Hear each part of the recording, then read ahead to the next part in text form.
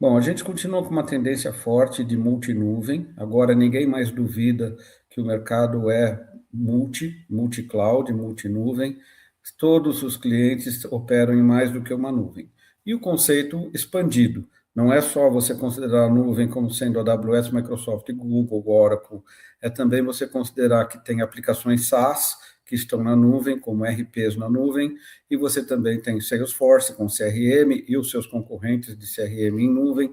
Então, multinuvem é uma tendência. Confirma também que a nuvem é a infraestrutura básica, uma infraestrutura pública e que não vai deixar de existir. Então, a gente tem que começar a pensar em garantir livre acesso para todo mundo à nuvem e priorizar isso. E por isso você tem essa mudança de patamar ou de estratégia de várias empresas. Quando você muda do seu data center on-premise para a nuvem, dentro da nuvem você vai ter também os seus fornecedores e vários dos seus clientes. Então, a sua comunicação, vamos dizer que você quer integrar fornecedores com a sua área de compras. Essa integração na nuvem pública, ela se faz por um canal direto, mais seguro do que quando você está no seu data center. Quando você está no seu data center, você tem que cuidar da segurança de nuvem. Quando você está na nuvem pública no Brasil, você tem a interconexão entre os vários data centers de nuvem por links de alta capacidade, que chamam Direct Link. O Direct Link ele é privado, você não faz um contrato com uma rede pública de telefonia para poder ter o seu link. Então, a interconexão entre as nuvens no Brasil é de altíssima qualidade, é baixa latência, alta velocidade e altamente seguro. Então, não é só o aspecto de que eu vou para a nuvem por um custo menor, isso deixou de ser realidade. Eu vou para a nuvem porque eu tenho lá os meus fornecedores, os meus clientes, os meus recursos, e eu tenho mais recurso computacional e mais serviços na nuvem pública. Então, a primeira coisa que eu diria que a primeira tendência é se consolidou a visão de multinuvem e se eliminou as barreiras para fazer a adoção de nuvem. O segundo aspecto é que, mesmo assim, eu continuo tendo alguma coisa que eu quero rodar numa nuvem privada. Então, seja em hosting, seja em colocation, seja continuar com alguma coisa no meu data center. Está surgindo a demanda por edge computing, então eu tenho que conectar as minhas fábricas, eu tenho que conectar as minhas lojas, que não necessariamente dá para pôr todos os recursos computacionais dentro da nuvem. Então, também os fornecedores de nuvem começaram a estar mais abertos para criar conectividade fácil para edge computing e para a nuvem híbrida. Então, ela é multi-cloud e híbrida. Então, essas são algumas coisas que estão consolidando como tendência. A tendência não é nova, ela já vinha acontecendo, mas ela está se consolidando, não tem mudança nesse caminho. Aí, dentro dessa questão, o que mais vem evoluindo é o uso da IA generativa para ajudar a apoiar as decisões de migração e apoiar as decisões em serviços gerenciados, no dia a dia da operação na nuvem. Então, essa a migração, como é que isso ocorre?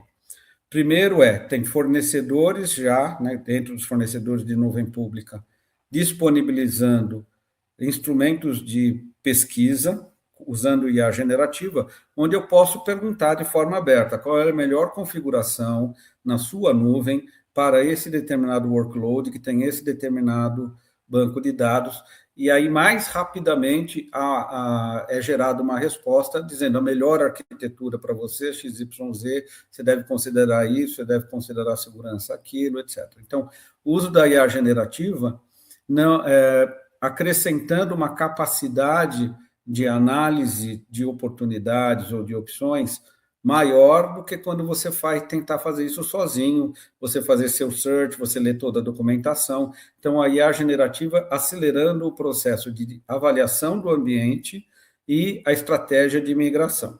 Aí, nesse aspecto, você tem diferentes competências entre as empresas maiores, de fornecedores de serviço maiores, que estão um pouco mais avançados em usar essas ferramentas, e os fornecedores de serviço menores, que já têm especialistas para isso, mas não têm um volume de migrações mensais que justifique utilizar a automação ou utilizar a IA generativa.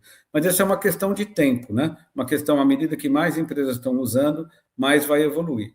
E quando a gente vai para a parte operacional, quer dizer, eu já estou operando em nuvem, eu também tenho a evolução natural do AIOps, então continuo utilizando IA/ML para fazer o gerenciamento e automação dos incidentes, automação do provisionamento de novos ambientes, o self-service para o cliente, continua tendo uma plataforma baseada em IA e ML, Machine Learning. Eu não preciso usar inteligência artificial para automação de incidentes. Então, continua evoluindo com analytics mesmo.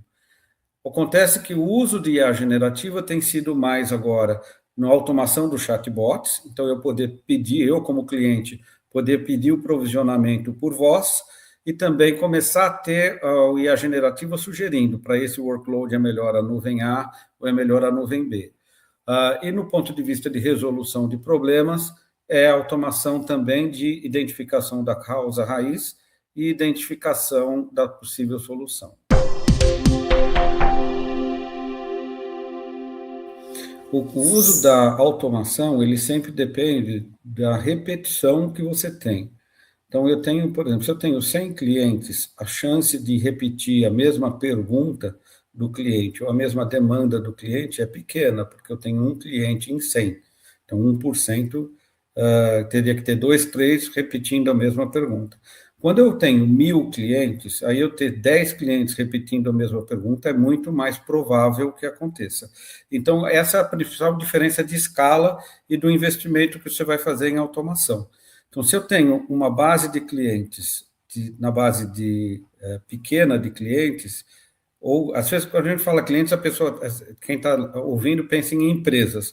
Não apenas empresas, você pode ter usuários. Então, eu tenho 100 usuários que podem fazer pergunta, que podem demandar serviços, a chance deles repetirem as perguntas é pequena. Quando eu tenho 1.000 usuários, a chance de repetirem a mesma demanda é maior.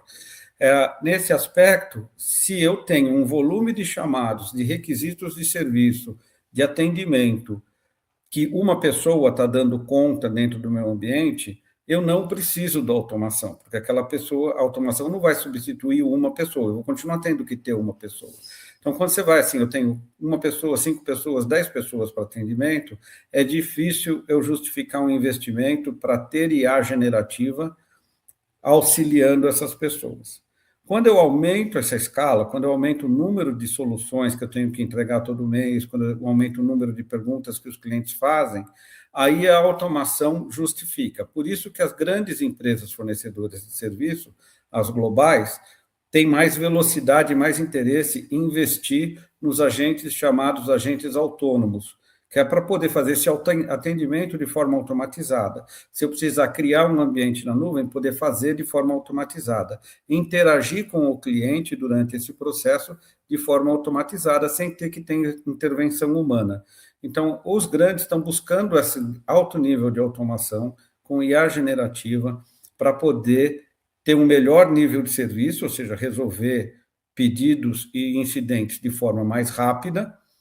E, ao mesmo tempo, você tem as empresas que trabalham em segmentos específicos de mercado, não têm a mesma escala, e vão naturalmente dizer, olha, eu não tenho a necessidade, porque eu não vou reduzir meu custo. E para o grande, ele vai reduzir o custo, porque ele vai continuar tendo pessoas trabalhando, mas eles estão usando essas ferramentas para aumentar o volume de atendimento e, portanto, reduzir o custo por atendimento. Então, essa é a primeira dinâmica que cria essa dificuldade de adoção. Ainda existe falta de profissionais capacitados em IA generativa no mundo, não apenas no Brasil. Então, também acesso aos profissionais para automatizarem os processos, ele também é um acesso mais limitado.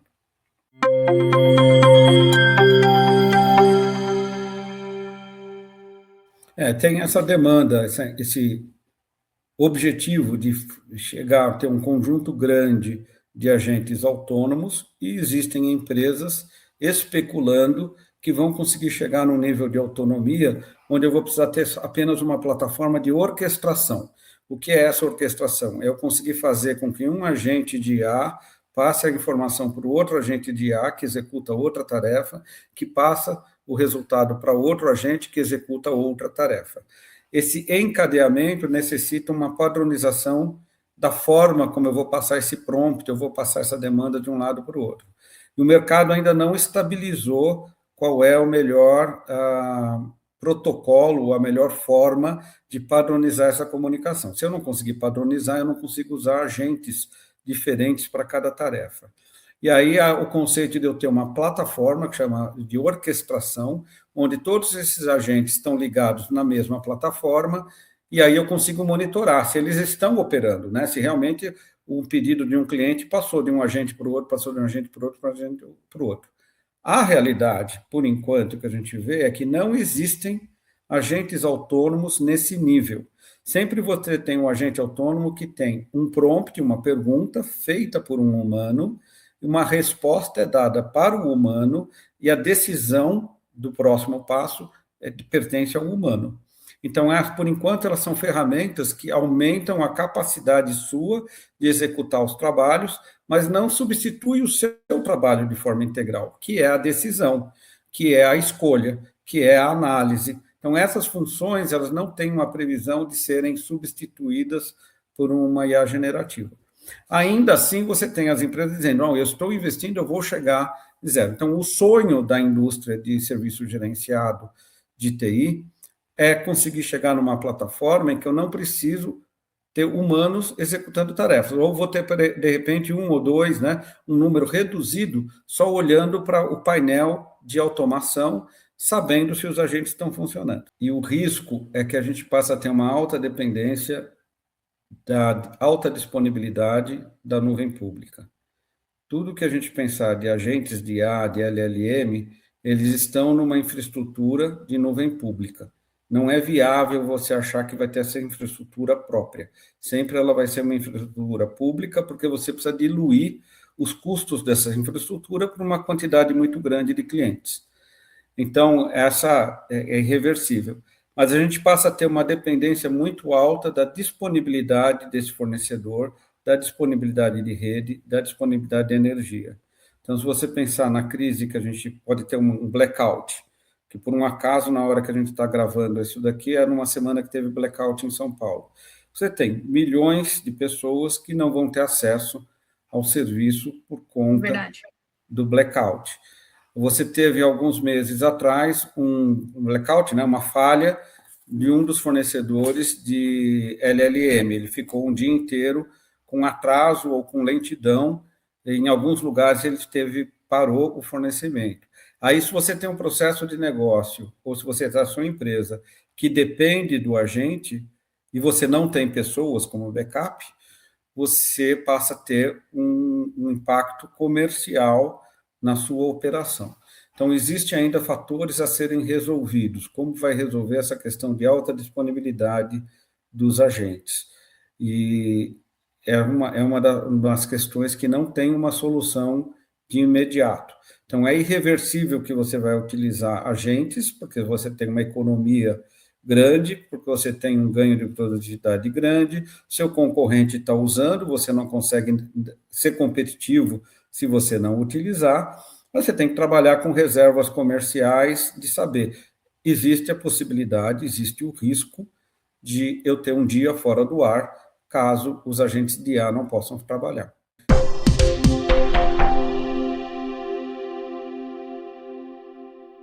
O pessoal vinha perguntando nos últimos 2 anos se existia repatriação de nuvem, se a nuvem tinha diminuído a velocidade de crescimento. Isso está suplantado, porque nesse último ano o crescimento é muito forte, tanto dos fornecedores de nuvem, dos 4, 5 grandes fornecedores de nuvem, todos reportando crescimento muito forte, e os parceiros de nuvem, as empresas que prestam serviço, também reportando expansão e crescimento. Então, quando se fala em repatriação, ou seja, levar alguma coisa da nuvem para o ambiente privado, ele é um movimento de readequação da infraestrutura, não é uma mudança de tendência. O cliente acaba continuando usando o serviço de nuvem e também pode ter levado alguma coisa para o local. Eu só acrescentei isso porque isso tem sido uma pergunta recorrente. Olha, a nuvem vai ter fim? Eu acho que abri já com as respostas dizendo, não tem fim, ela é infraestrutura pública permanente, ela não vai deixar de existir. Para esse segmento, onde os fornecedores são